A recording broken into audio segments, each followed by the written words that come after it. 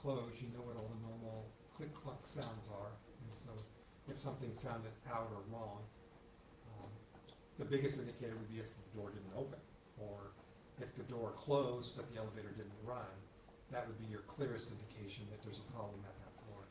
The rollers need to be aligned in a particular location to avoid making contact as the cab goes up and down, right? That is correct. And what is the process of kind of confirming that that clearance hasn't changed? Because if that clearance changes, when the doors reach the full open position, the hoistway doors will not be in the correct position